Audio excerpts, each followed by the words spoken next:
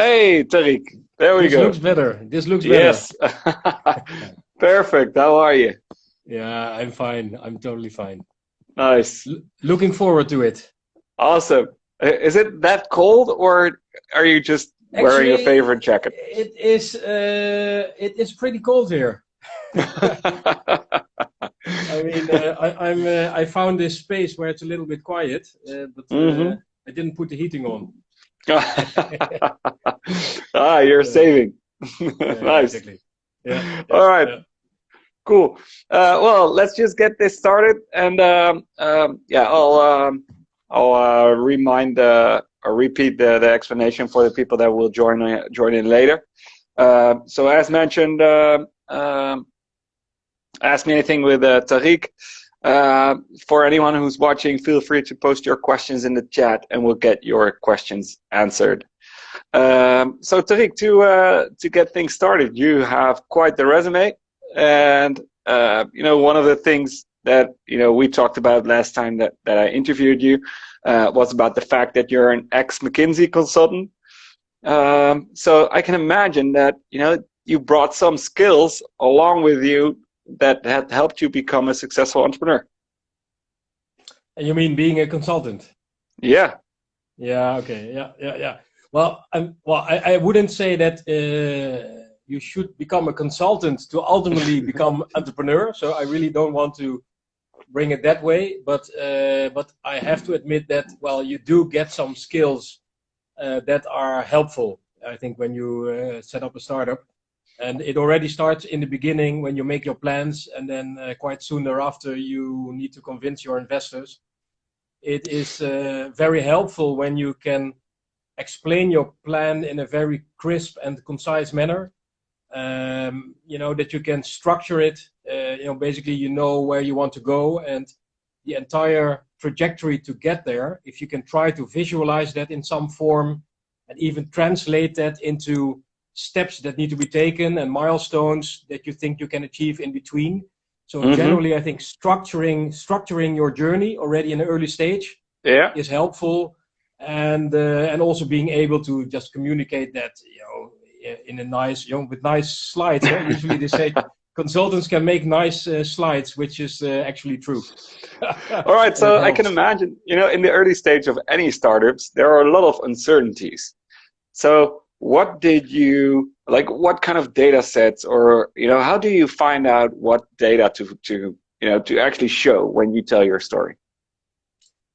Yeah, it's a good question. Well, at least what always helps, I think, is that whatever you do as a startup, you will be asked to show your indicative business case. So business case per definition is revenues and cost, and then hopefully bottom line, after a while, you turn into a profit.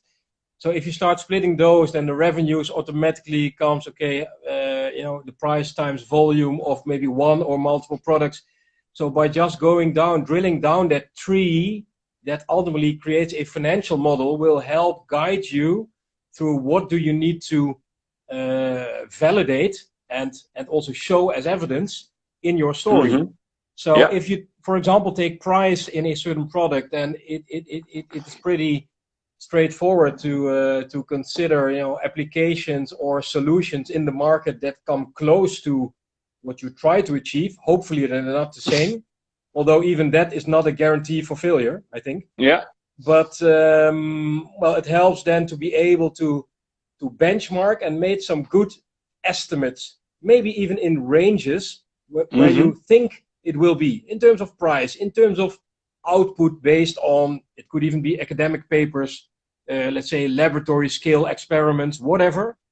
Take all those first indicators, and in particular when you have bandwidth for each of the indicators, you can also make scenarios. So very nicely then you can make predictions, low case, high case, and these are the things that help to at least to bring your story in a based on some emerging evidence. I think that's the best. Yeah. Cool. So briefly mentioned ex-McKinsey. From what your I think LinkedIn profile says, you started Protix 1 month after you left the company, but did you already start working on the idea while you were still at your job? Yes.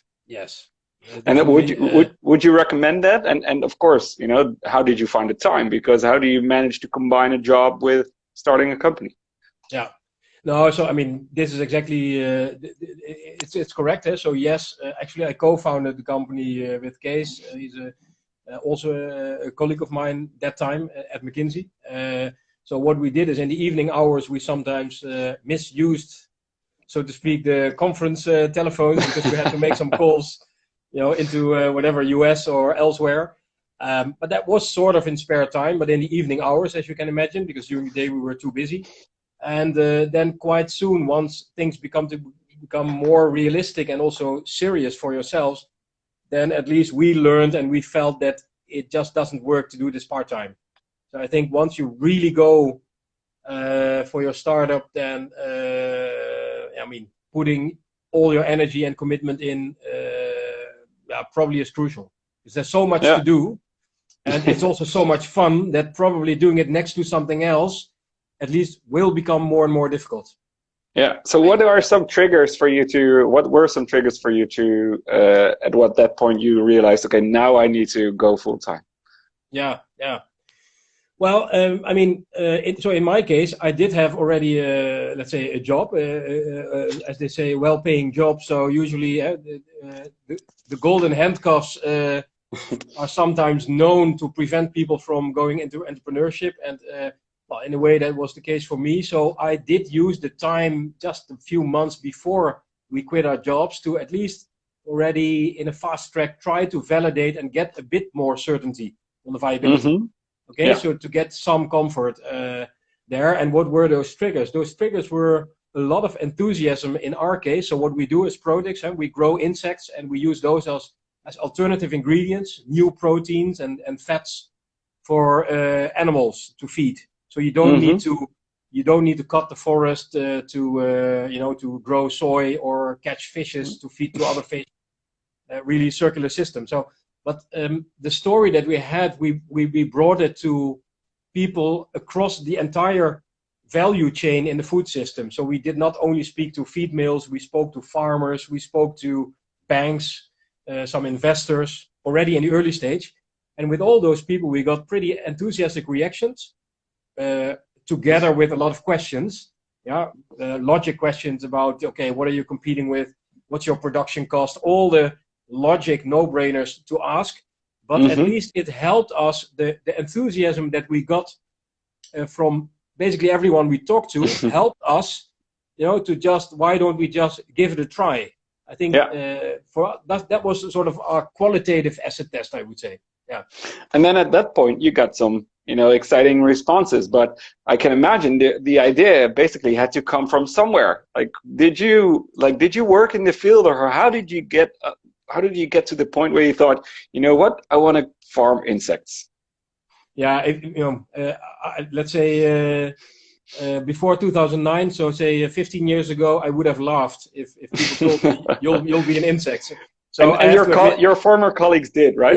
Yeah. So my former colleague, so Kees, my co-founder, he was more into insects already that time, because he kept, when he was young, some reptiles, so he fed them with live insects. So he was aware of, let's say, having them as a source of nutrients. So he approached me with this idea.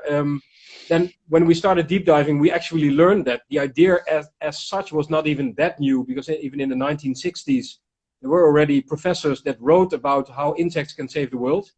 So, but I think that time, the time was not ripe, and maybe also, a biologist is not per definition also an entrepreneur that scales a business to a certain size. So it was maybe the people that were involved in it, and also the time where, in 1960s, sustainability, protein shortage, food waste issues, they were all, virtually non-existent, at least not top of mind of anyone. So then in 2009, when we got involved, that was already quite different, which for sure helped, I think. Yeah.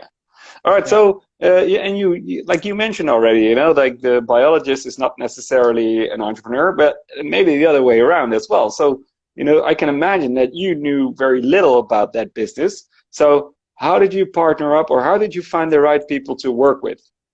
Yeah. Yeah, so we started, well, in our case, we're basically, we wanted to grow insects and so multiply them, and so really a producing company. So we had to get started, and we thought the most logic route would be to find people that know more about insects than we do ourselves even. In particular, at that time, I didn't know much. My co-founder maybe a little bit more, but even then. So we found that in Wageningen, believe it or not, in the Netherlands, you have a faculty called entomology, which is all about insect breeding and growing and using insect in all kinds of manners, also for other applications than just protein production. So, but we visited that faculty, and then when you start visiting, and that's one of the things that maybe one of the important lessons I would learn is about start talking to people, go out of your own little office, because by talking to people, you get new connections, you get new ideas, input, and so on. So in our case, we came to the faculty in Wageningen at entomology. So we had Professor Van Huys and another Professor Dieke there that we, and they loved seeing us because we were those two crazy guys that actually thought it's a good idea to bring this to a global level. So they really thought with us, like, now what is key? Even it starts with what kind of species should you use. So the advice would be to try and find people that like what you're doing, maybe like the underlying cause or the eventual goal that you try to achieve. And if you find those maybe ambassadors around you, I mean, they will help you a lot. And the good thing is then, when they're real ambassadors, usually, or at least often, they do not invoice you. Because in particular, I think, as a startup, you usually also, your budget in the beginning is not too big. So, I mean, having the right people around you is half of the, well, not half of the solution, but at least helps a lot.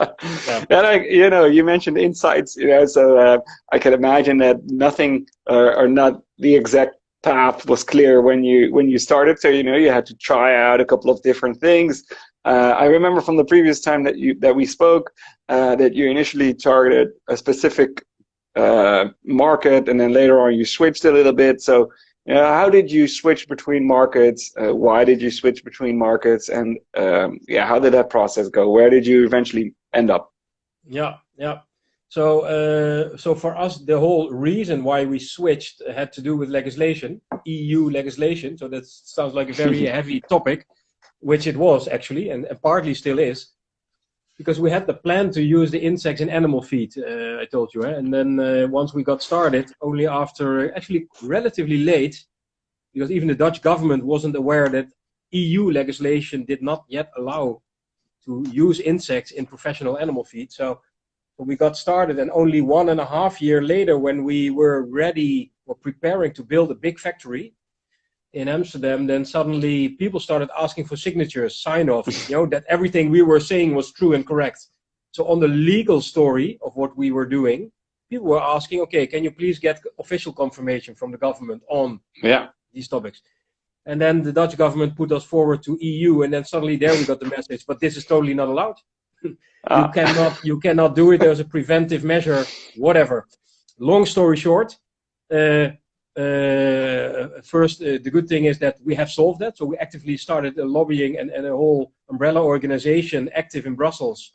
That's a story in itself, but we succeeded to get it approved under EU legislation. But in the meantime, we were forced to find alternative markets that we could already supply, because not being able to have any commercial sales in the next 6 years would be the death of our company. So we were lucky that it was already allowed to start supplying the pet food market. So that is basically dog and cat food. And it's a very interesting market, a lot of interesting dynamics. I know Utrecht is doing a lot in it. And so we started selling alternative proteins for dog and cats that were prone to allergies. Because insect proteins are so different from the normal proteins that they got. They were actually solved from their allergies. So that was a big, well, partly luck, I would almost say, that we found that market. So, I mean, there's also a doses of luck there. But, well, we succeeded. It was quite a big pivot, intermediate pivot, I would say. Yeah. Nice. Yeah. So how did you find out about the new market? Yeah. Yeah. So we had these smaller scale conferences, which you have from every sector that exists, I believe. If there's some form of innovation, you will always be in whatever startup you're in. You will always find, if you start Googling, small or larger gatherings where people meet to share ideas, to share vision, or to exchange, maybe even, or try to do business. In our case, it was about circularity, reusing food waste, and we were there as insect company. And then suddenly I met someone. He was actually in the supervisory board of a pet food company. So he was at that event to scan for, let's say, alternative ingredients. That was sort of the theme of that mini event. So I got to talk to him, and he was more aware of the pet food sector and the challenges there. But he was intrigued by this alternative protein. And it was actually, while brainstorming with him, getting him excited, even as again, like I said, almost like an ambassador, he got excited about the prospect of circularity, sustainability. But with his knowledge, his deeper knowledge on the pet food, he actually started suggesting, but maybe there's something bigger. Yeah. So he, for free, I must say, taught us where to make our first move. Yeah, by nice. Talking to him. Yeah. Yeah. All right. So you're now, at least, especially the company, of course, is many steps further than you were by then. How do you see the future of the company, and what is your role in the near term, let's say the near future? Yeah. So the future of Prodigs is, well, partly you could even say is only just starting. We're now 11 years, in the 11th year of existence after 2009. So I started with 2 people. We now have 140 people full-time working with us, mainly in the Netherlands. And we are now at the stage where our latest factory, which is in Bergen-op-Zoom, is sort of a blueprint facility, which we designed on purpose, such that it can be now literally replicated and copied all over the world where you have food waste, because we can then transform that into valuable new proteins. Basically globally, and that's what we are now preparing. So my role now in the company is that actually I stepped back from the, let's say, the daily management, because after 10, 11 years now, I'm also, I'm in that respect, I'm someone that I love to have challenges every day. And so I'm already preparing a new adventure, probably also with a new company involved. But at the same time, I'm still involved at Prodigs as well, where we are now preparing for this international rollout, which involves, again, as if the story is never ending, which also involves capital raise. So even what we did on day one is something on a different level and different scale, still something, with every company, even multinationals, when they grow rapidly and they want to enter new markets, they will need financing, whether it's bank or equity or a combination of alternatives. Even for us now, also at Prodigs, we're now preparing for international rollout. So that's an important part where I'm now involved as well. Yeah. Yeah. You mentioned the EU earlier. A lot of difficult paths. I can imagine that a lobby with the EU is not the easiest thing to do. So how did that go? Did you do that by yourself, or how do you approach something like this? And for example, not just the practical stuff, but also how do you stay motivated to feel like you can actually change something in such a large environment as the EU? Yeah. No, true. Well, how do they get started? It was very maybe even naive, but for some reason it worked via some people. It's not that difficult, I have to say. I think, at least, to just get into a physical meeting. Maybe now with COVID it needs to be video, but to get a first meeting with a policy officer in a related field that you're working in is not even the hardest, I think. So they will talk to you. That's their role as well, to inform you where you stand, where they stand. So that's step one. Well, in my case, that was a physical meeting in Brussels. they told me everything is fine, don't worry, everything is allowed what you plan to do. But while I was driving back home, before I came across the Belgian border, I got a phone call from that same person who was actually saying, Mr. Arsiwalla, maybe we were too fast in giving your answer. Then I learned about the EU, that you don't have one or two legislation pieces, but for some topics there are 10 different legislation frameworks relevant. So I was only in, let's say, in one pillar where they said we don't see any problems, but I had to deal with 10 pillars. And from other 7 pillars, the answer was it's not yet allowed. So we then got automatically at the same time the advice, listen, going forward, we have to inform you that we cannot interact or negotiate with individual companies, because simply that's not the policy. Politics wants to do business with trade organizations, yeah? So we were forced, and ultimately we were okay with that. There were a couple of smaller insect breeders across Europe. So what we decided to give them a call, tell them what we were trying to head at. And so we formed an umbrella organization, an official one, which was established many years ago. And together with all those people, we created budget to put a first full-time person in Brussels, which was fully dedicated to lobbying in Brussels. Wow. And that is how you stay maybe motivated, because I don't think it's motivating to do that full-time. It's very interesting to go from time to time, but full-time, it's really a job with a very specific skill as well.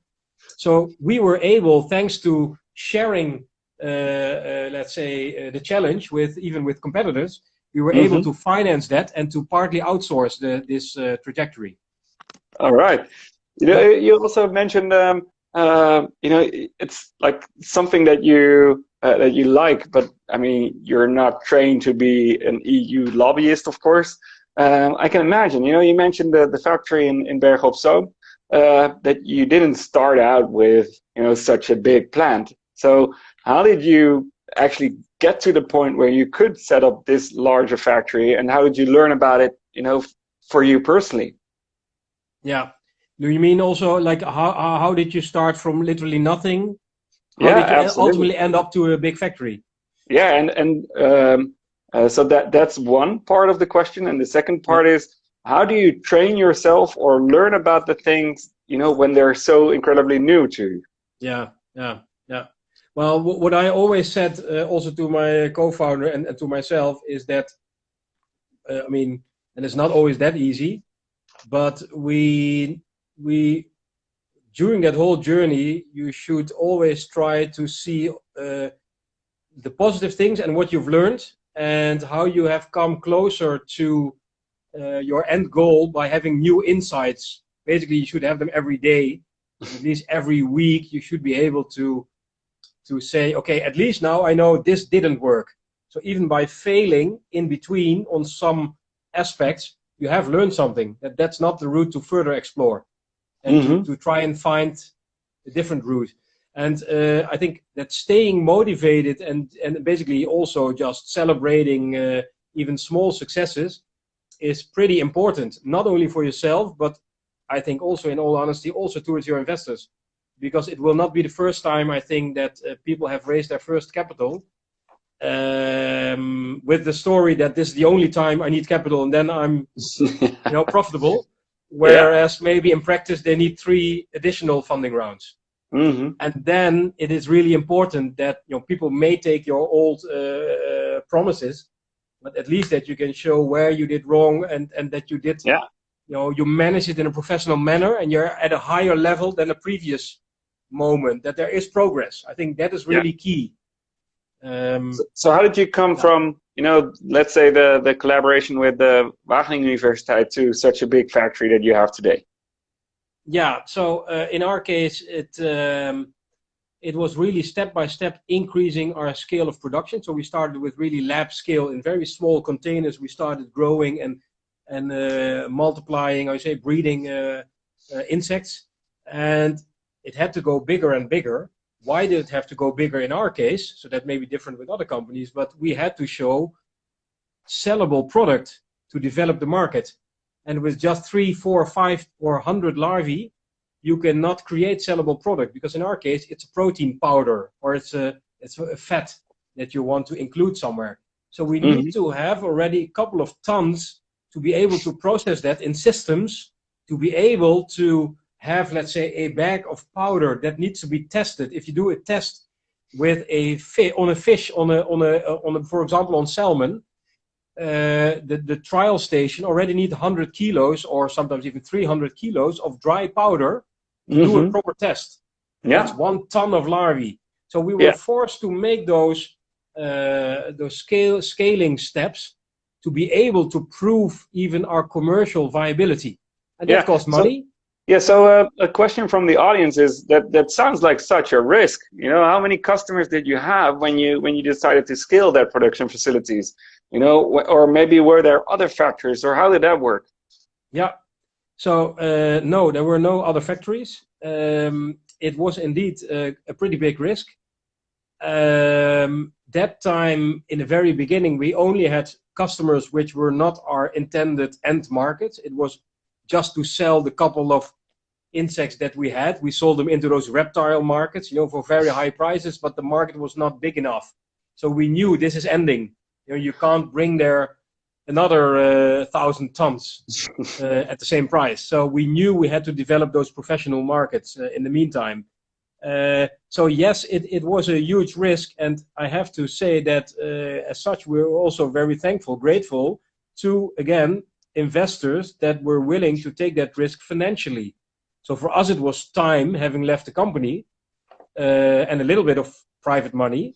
But for our early stage investors, it was a very serious risk. Yeah. Because they trusted us with hiring the first people, scaling up to a next location, a bigger, again, pilot facility of which everybody knew, in our case, even this one will also not become profitable. Because even for that, it would be subscale, right? So people were investing more and more money. So the financial stake was getting bigger and bigger. Yeah. Yeah. So you know, you raised I think over 45 million in several rounds. That was one route. So that was one round. More even. Yeah. Okay. So you know, covering the multiple rounds that you did. You know, how far in advance do you start raising funding, or do you continuously raise funding, or how do you? Especially now that you're an investor yourself, like how do you suggest founders? How do you tell founders like, okay, this is the right time to get started? No, exactly. For founders' perspective, I think there are a few things that you really need to take care of. Is, well, in any case, start in time with raising your capital. Also for future funding rounds, because it has happened to many companies that you know, your own financial projections tell you, I have another 8 months runway, and so I can relax. And then in the last 4 or 5 months, I'll start preparing my pitch deck or whatever how you call it to raise new capital. But it always takes more time. Sounds a bit negative. I don't like to talk that way. Let's say, okay, let's rephrase it. It usually takes more time than you think, and a bit more aspirational and inspirational. But what you really want to avoid is that you run out of cash while you're still talking to investors, because that is, of course, the ultimate leverage for investors to ask whatever they want, and you cannot say anything but, okay, I'll have to deal with it. Yeah. So you really have to make sure you always have some financial headroom, or you just have not much burn rate. That's an alternative, but this is really crucial. Yeah. Okay. So besides timing, you know, what are other aspects? You know, you mentioned the pitch deck, but what are other aspects, topics that investors and, you know, you yourself as an investor really like about what startups show, or what did your investors really like when you showed them your company and your plans? So if I take Utrecht Inc., at least the people that are listening in probably is relatively early stage, then I believe what is key is, well, maybe, what would I say, 3 things, of which, well, let's say the first would be, but that's almost the standard one, I would say, like size of opportunity, that, you know, what you're doing, will it can it become big? Yes or no? Is it something just to run your own small company or store or whatever till eternity, or is there a market and a potential to scale this? And it doesn't always have to be, at least I believe, IT based when you talk scaling, because Protix is also scaling, although it's pretty capital intensive. I have to admit that. So it's not the obvious scaling.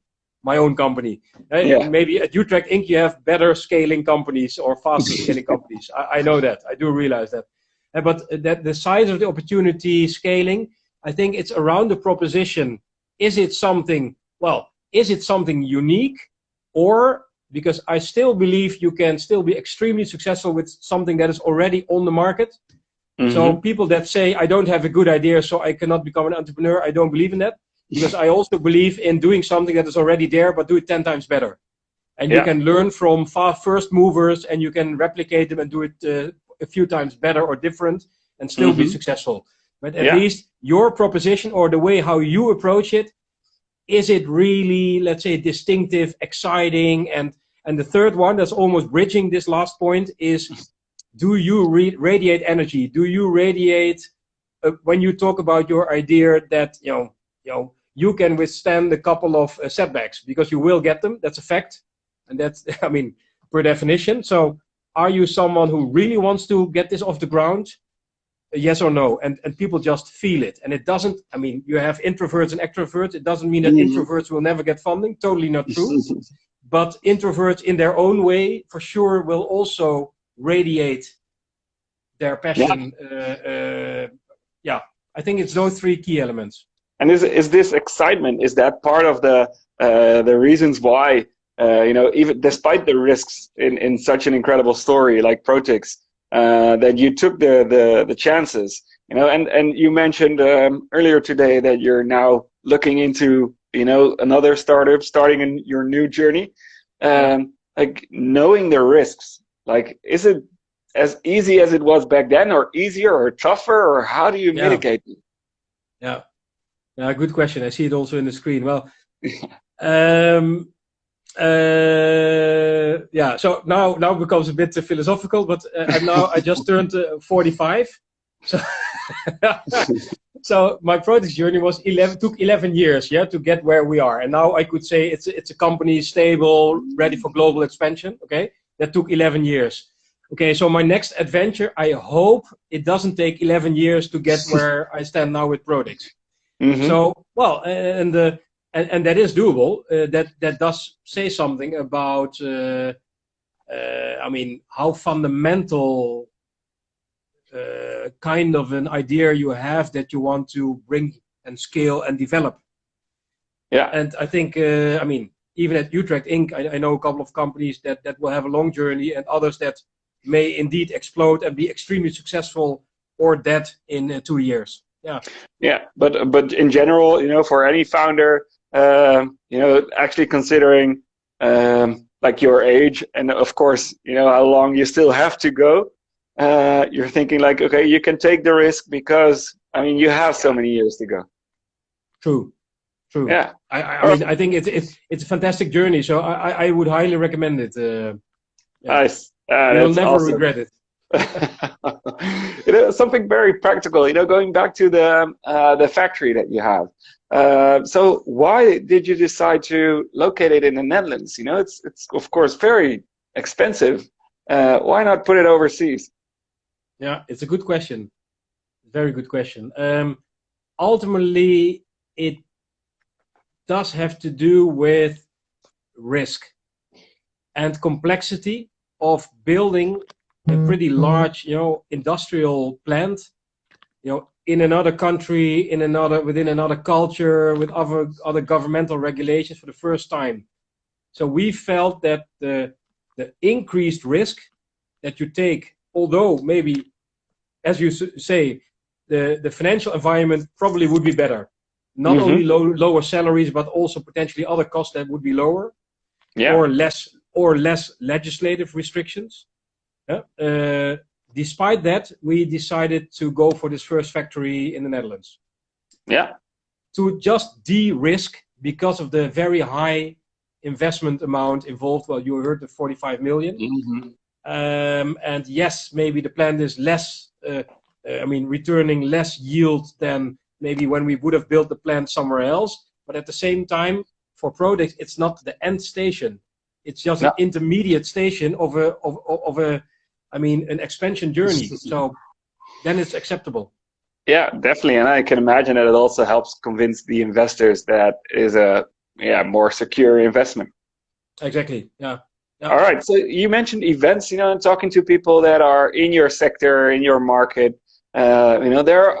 I can vouch for that. There are always people that are interested to talk about their problem, solutions, or market, or whatsoever, as long as it's their interest, of course. You attended a ton of events and conferences back then. But yeah, as you mentioned, now it's a bit harder to go to events, if any. How would you approach that? Yeah, you mean because of physical events cancelled? Yeah. Yeah, it's it's really a pity. But okay, there's nothing to do about it. It will come back. So in the meantime, what I have done a lot, also the last few months, because I try to keep up to speed, in particular, in my case, then in, let's say, food innovation, all kinds of developments, and there's so many, that there are, and it almost feels that there are more online conferences than, well, per definition, than there used to be, because all the physical ones have gone online, but even then, I think there are more. So, and actually, I'm relatively positive about it, because now with extremely low budget for a startup, you are able to visit pretty high-profile conferences at a fraction of the cost it would usually be, where you would have to travel, to pay lodging, etc. Yes, physical contact, I believe, is normally better, for sure. Well, especially when you have a product such as Larva. I mean, how do you showcase your product online? Yeah, well, I know, fair point. So that is different.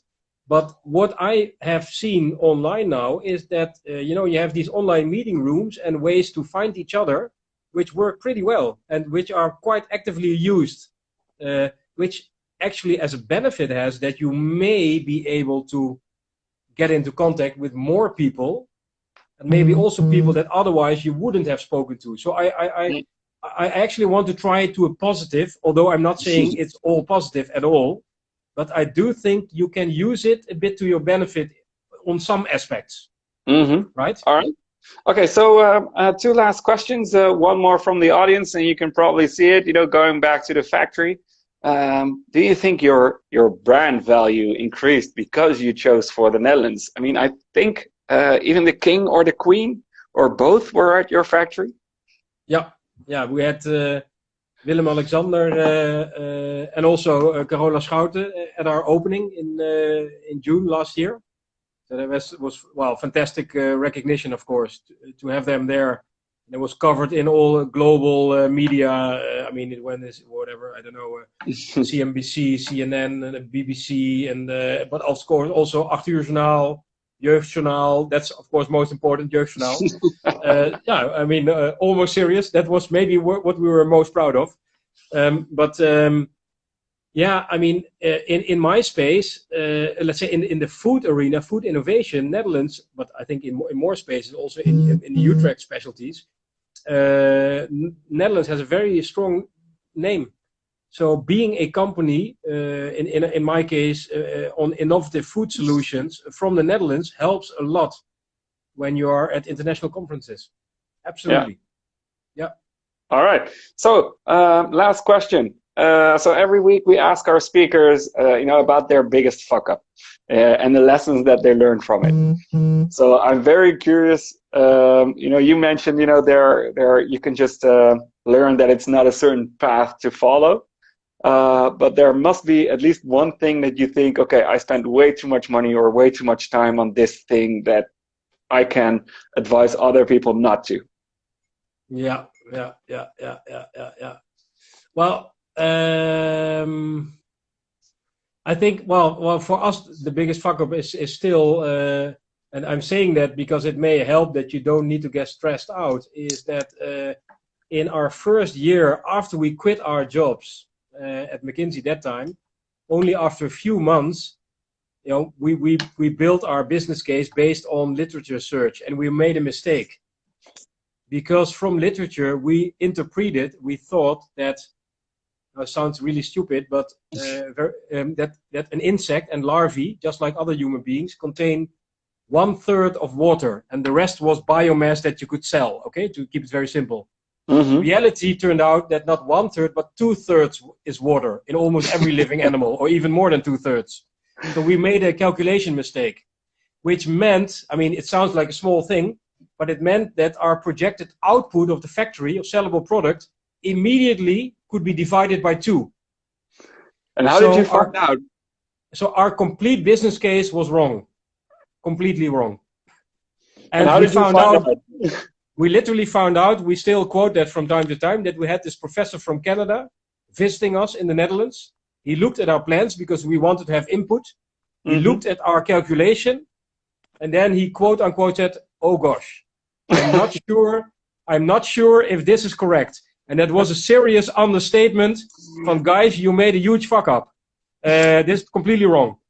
And what it meant for us is, I mean, first, keep on breathing. Yeah, don't get stressed out completely. But still, in the early stage, you're still so flexible on so many parameters. We just had to put our target setting on the price of our solution and products twice as high. Yeah. And then the economics would work again. So the bar was raised a bit on what the value of our final solution should be. Yeah. Okay. And so, but this is really something that we almost, the first reaction is, okay, we can quit. We better go back and start looking for a job again. But even don't draw those conclusions too fast. Yeah. Nice. All right. So this again comes back to talking to people who can help you out, and who would preferably even help you out for free, just because they like to talk about this topic. Yeah. Yeah. All right. Awesome. Well, Tarique, it's been a pleasure again. Thank you so much for taking the time to answer my questions and to answer questions from the audience. I'm very much looking forward to your next solutions. And so let's end it with one small question. If there is a startup here who thinks like, hey, I might have a solution that could be of interest, how could they reach out to you? Well, you can find me on LinkedIn, so that's always good. Just Tarique Arsiwalla. But also, I'm a mentor at Utrecht Inc. So I don't know, via Utrecht Inc. you could also find me. I mean, I think those are the most easy solutions, I think. All right, perfect. Yeah. Well, again, thank you so much. Enjoy the rest of your evening. Also to everyone who's watching, and feel free to join the Ask Me Anything for next week with Daan, Weddepohl, co-founder of Peerby. Again, Tarique, thank you, and see you soon. Bye, Herman. Thanks all.